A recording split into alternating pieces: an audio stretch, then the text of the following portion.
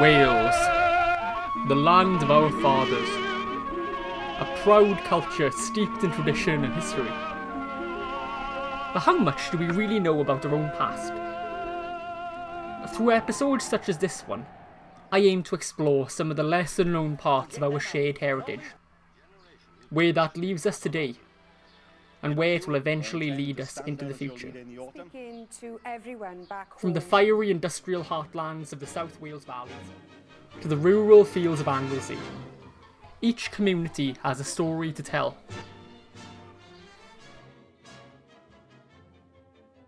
This series will cover Wales's role in one of the 20th century's most dramatic and consequential conflicts, the Spanish Civil War.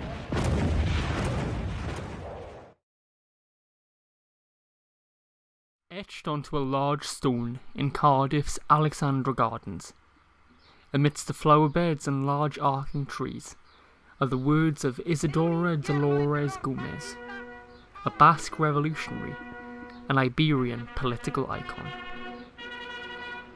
The stone reads, "You are history, you are legend, you are the heroic example of democracy, solidarity and universality. We shall not forget you, and when the olive tree of peace puts forth its leaves again, come back."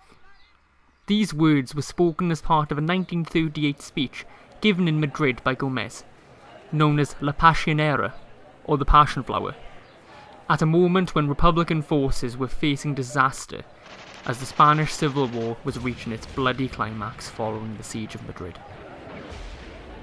The stone itself, nestled among memorials ranging from the First World War to the Falklands, is Wales's national memorial to the over 170 Welsh men who joined the International Brigades, and the 36 men from Wales who died fighting the fascist forces of General Francisco Franco.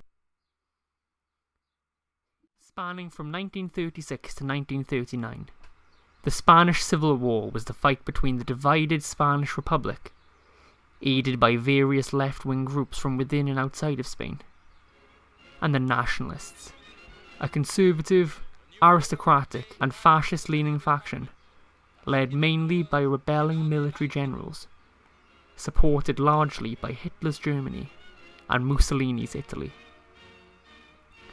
The war was known for its brutality, its chaos, its political divisiveness, and perhaps most importantly, the intense passion it inspired across the world, viewing the fight as one of democracy versus fascism, the working class versus the aristocracy, and ultimately, of good versus evil.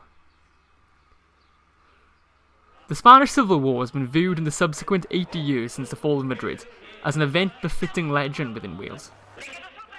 Historian Ronald Fraser argued that more has been written on the Spanish Civil War than on almost any other contemporary historical event. With the aftermath of the Second World War and the horrors of fascism, the image of, quote, "a noble fighter off to slay the beast of fascism," end quote, fighting for a just cause, became ingrained in the national psyche of Wales. Leading historian on Wales and the Spanish Civil War, Robert Stradling, argued in his work The Dragon's Dearest Cause that no major industrial dispute passed without some mention of the Welsh response to the plight of the Spanish Republicans. Arguably within Wales, the interest and mythology surrounding the International Brigades, the men who went out from various countries to fight for the crumbling republic, remains stronger and more widespread than in any other country which became involved. It was eminent Welsh historian Gwyn Alf Williams who stated in 1985 that within Wales, the Civil War struck an even deeper chord than it did elsewhere. To serve in Spain became as much a badge of honour as to have gone to jail for the cause.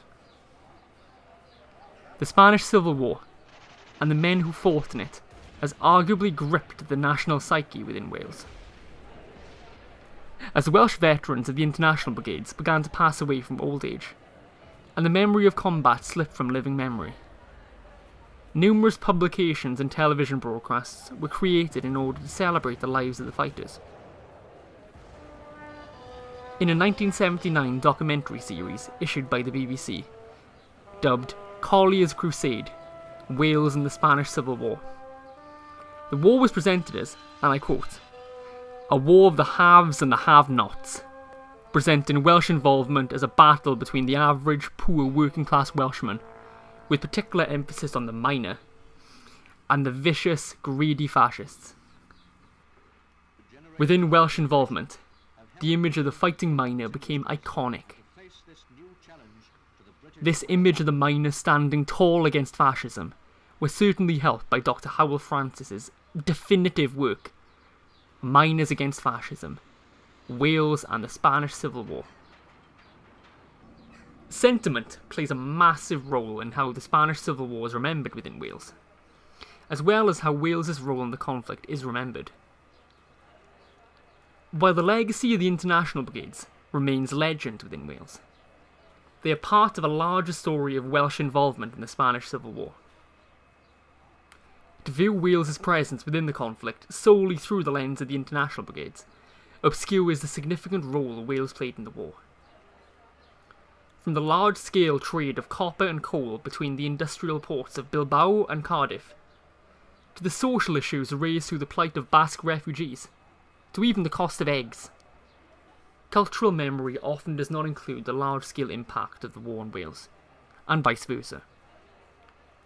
While grand narratives of heroic Welshmen united in fighting for democracy in Spain remain prominent, the reality was much more complicated and diverse, with Wales politically, socially, and even economically divided as a result of the war. Ultimately, a more balanced image of Wales and the Spanish Civil War is needed. An image that presents the complexities of the war, rather than spinning a narrative of heroes and villains. Robert Stradling argued that by the 1930s, nearly every adult Welsh person occupied a fortress of absolute belief. What Stradling didn't mention, though, was that for many within Wales, each fortress was a different belief. Thank you for watching. The next episode, challenging the myths of the International Brigades in the Spanish Civil War, will be out soon.